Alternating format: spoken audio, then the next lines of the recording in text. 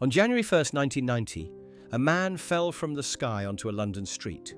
He didn't have a first name, he didn't have a job, he barely even had a voice. Most comedians need a script, a punchline, and a microphone. This man needed a tweed jacket, a teddy bear, and a face made of rubber. With only 15 original episodes, he didn't just become a TV star, he became a global phenomenon, broadcast in nearly 200 countries. But who is the man behind the silence? And how did a shy, stuttering electrical engineering student create the most recognizable face on the planet? This is the unbelievable true story of Mr. Bean. To understand Bean, we have to meet Rowan Atkinson. Born in 1955, Rowan wasn't the class clown. He was a shy kid with a noticeable stutter. He found his voice not through words, but through movement. In 1905, while studying for a Master's in Electrical Engineering at Oxford, Rowan was asked to perform a 5-minute sketch. He had nothing written. 48 hours before the show, he stood in front of a mirror and simply started messing about with his face. He discovered a character that was a child in a grown man's body. This wasn't Mr. Bean yet. He didn't even have a name. At one point, they almost called him Mr. White. Then they tried vegetables. Mr. Cauliflower was a finalist. Thankfully, they settled on Bean. What makes Mr. Bean a pro-level creation?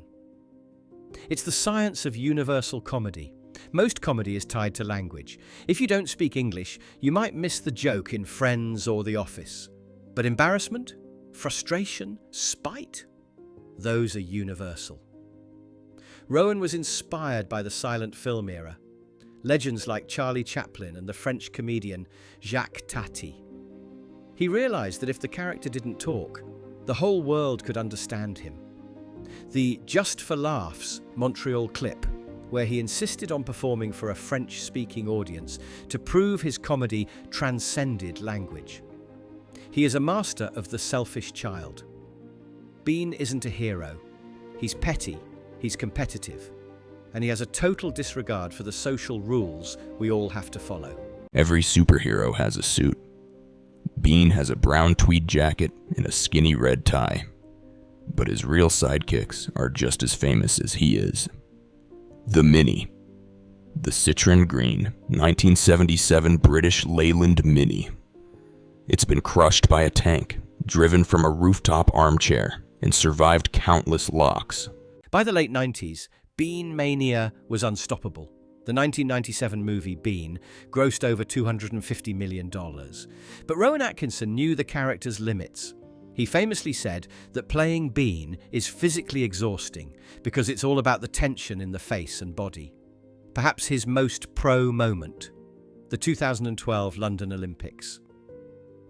In front of 900 million people, Mr. Bean stole the show by playing a single note on a synthesizer. It was proof that 22 years later, the world still loved the man who fell from the sky. Today, Mr. Bean has more followers on Facebook than many of the world's biggest pop stars. In an era of high-tech CGI and complex scripts, he reminds us that the simplest things are the things that truly last. A funny face, a bit of slapstick, and a lot of heart. Rowan Atkinson may have retired the character from live action, but the child in a man's body lives on.